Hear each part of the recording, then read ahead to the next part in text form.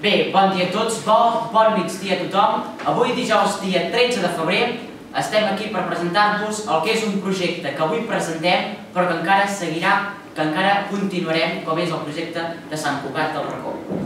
I bé, doncs hi ha tots els grups, hi ha 8 grups en tota la classe, que cada grup s'encarrega de fer una tasca. Per exemple, un grup fa un conte sobre Sant Cugat del Racó, un altre grup fa un codi QR amb un blog i un altre, per exemple, fa un joc de taula. I cada grup presentarà el seu treball i l'objectiu, diguem-ho doncs, és potenciar i tornar a conèixer el que és aquesta preciosa església, aquest preciós monument que té el municipi de Navàs. I bé, aquí tenim una maqueta de l'església que es caracteritza més aquesta església que té una planta de creu grega que té tots els braços iguals i el simbòlic és totalment rodó. I bé, ara els altres grups acabaran d'explicar tot amb més detalls i bé. Esperem que us agradi. Bé, el primer grup, que està format pel Ferran Gamisans, el Francesc Carpio, l'Andreu Torres i l'Ernest Iglesias, fan un reportatge sobre l'església entrevistant a diferents persones i és això que explicarà aquest grup.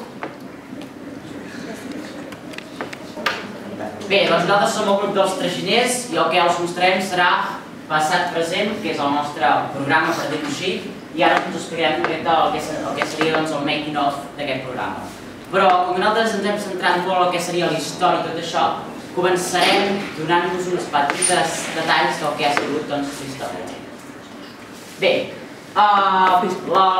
és una església que no se'n sap gairebé res, però la informació més antiga que es coneix és del 926, que és quan el comte de Cerdanya, Miró el Jove, Miró II el Jove, dona per herència aquestes terres de Sant Cugat i de l'Ou, que està una miqueta més tirant cap a Balsareny, diguem-ne, doncs les dona per herència al monestir de Ripoll. Per tant, el senyor feudal d'aquell territori serà l'abat del monestir de Ripoll. Uns anys més tard arriba el rei de França, perquè aquell territori era franc, arriba el rei de França, Lluís l'Ultramarí, per confirmar que aquestes terres se n'hagin fet l'ús que deia l'herència. Bé, aquí teniu el capitell, que és una de les peces més antigues que es coneixen de Sant Cugat, que actualment es troba al Museu Comarcal de Manresa. Si us hi fixeu, és d'estil corinti, ja que veieu que té unes menes de fulles, d'aspes, doncs és d'estil corinti. I això seria la planta original de Sant Cugat. Si us hi fixeu, és la creu grega, com ja he comentat abans, que té els dos braços iguals. Veieu que aquí té els 3 absis, aquests dos els van tirar a terra, però només es va edificar el d'aquesta banda. Després, així, per falta d'espai, hi van edificar el que seria actualment la sagristia. Llavors també tenia un absis en forma de triangle, perquè és preromànica, però la que hi ha edificada actualment és romànica. Bé, aquí tenim els primers moments de la gravació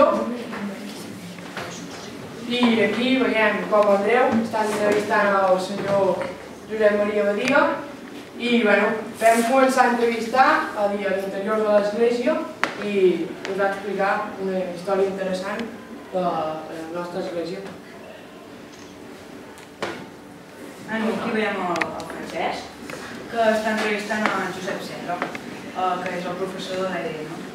També va col·laborar amb el nostre treball i ens va explicar una mica com estava una mica deixat i poc aprofitat el monestir de Sant Cugat. Aquí l'Ernest m'estava gravant a mi i amb el Josep Serra i ja m'estava gravant. Una de les relíquies més importants de Sant Cugat era un piano de més de 200 anys d'història, segons el Josep Maria Badia, que que hi havia, com podeu veure, està bastant atrodinat, i al fons de la imatge podem veure un pal que eren les banderes dels processons. Bé, doncs, aquest sant que veieu aquí és el sant titular de l'església, és Sant Cugat. Com que vam anar el dia 24 i se celebrava la missa de Nadal, diguem-ne, doncs, està guarnit espectacularment, per dir-ho així. És un sant màrtir, com podem saber, de part de les explicacions que ens va donar el mossèn, ho sabem perquè tots els sants, la majoria de sants màrtirs, el que fan és porten una palma als dits, que això ho veieu millor, una palma als dits que representa, doncs, és el símbol del martiri. Llavors també una de les entrevistes que vam fer, que aquí no hi surten, unes quantes, és si vam anar amb el mossèn. Vam anar el dia 27 de desembre, i on ens va acollir amb molt de gust i amb moltes ganes d'explicar-nos el que eren els projectes religiosos que s'havien dut a terme i que s'hi duen a terme a l'església. Les misses són puntuals perquè no hi ha gent, per exemple, ells hi van el dia de Sant Pere, que hi van a la casa de Sant Pere, que és Pere com a papa, diguem-ne. Es fa el Soler, es diu l'església del Soler, que hi ha una petita ermita per Tots Sants, per Setmana Santa, per Nadal, dies puntuals, i que la festa major és el diumenge més pròxim, el dia 25 de juliol. Llavors, com que és el juliol, també s'aprofita tot i es fa la festivitat de Sant Cristòfol, que és el patró dels conductors, que és quan es beneixen els cotxes, llavors es fa tot junt. També vam anar, aquí tampoc surt, vam anar el 2 de febrer, vam anar amb l'avi del Soler i amb la Maria Estruc i ens van explicar com era el passat i què ha canviat el present. Per exemple, els tractors i tot, com era la vida. També vam anar un dimarts a l'Ajuntament amb el senyor Josep Casafont, regidor de Cultura de Navàs. Ens explica diverses festes que s'havien fet a Sant Cugat, com el Sant Cugat Sona, amb grups reivindicatius de Catalunya, i altres activitats sobre la música i sobre festes culturals. Aquí podem veure una pica que està al costat de l'entrada. Es troba a l'interior una baptismal que s'utilitzava per les famílies de Sant Cugat i per batejar els seus presoners. I aquesta era d'aigua beneïda, que era el que tenim el costum quan entraves a l'església, sucar l'aigua beneïda que hi havia aquí amb els dits i fer-se el senyal de la cresta. Una de les coses més peculiars és que la pica baptismal es troba ben bé a la paret d'aquesta del campanat que donaria a dintre. Hi ha una pica baptismal que el que es fa és, si us hi fixeu, aquí hi ha l'altar, aquí hi hauria l'altar i aquí hi ha la pica. Si us hi fixeu, està abans a l'entrada, diguem-ne, perquè abans, antigament, els batejats no podien entrar dintre l'església, sinó que primer els batejaven i després ja podien entrar perquè seria dintre l'església.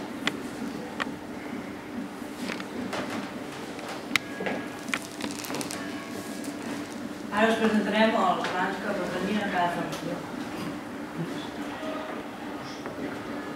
La família del Soler era una casa de pagès que era un banc molt important. Doncs la casa més important de Sant Cugat és la que té més bancs. Ara mateix encara també hi pertany una família, que és actualment al costat de l'església. Tenen 2 bancs perquè és una de les famílies més importants i més característiques de l'església. Les priores del Roser eren una institució que les priores eren les dones i els priors eren els homes. I es anaven canviant cada any.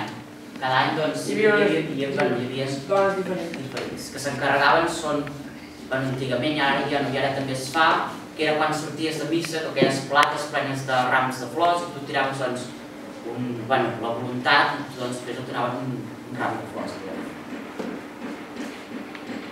El banc corresponent a la família Iglesias era un banc més minoritari perquè la família era més petita. Actualment vivia en una casa de pagès més apartada a Sant Cugat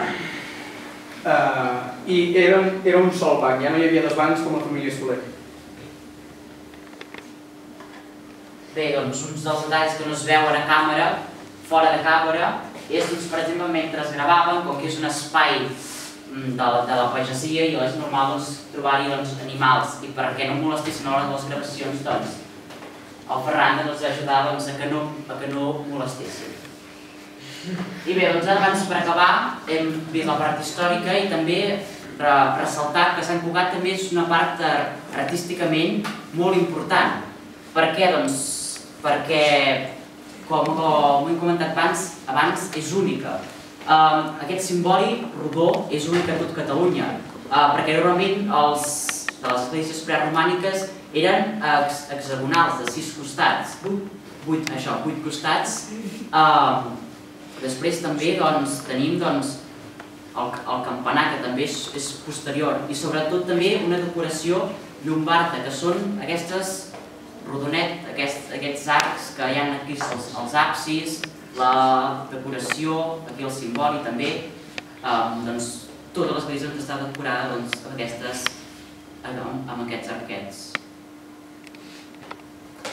I bé, fins aquí seria la nostra presentació. Moltes gràcies.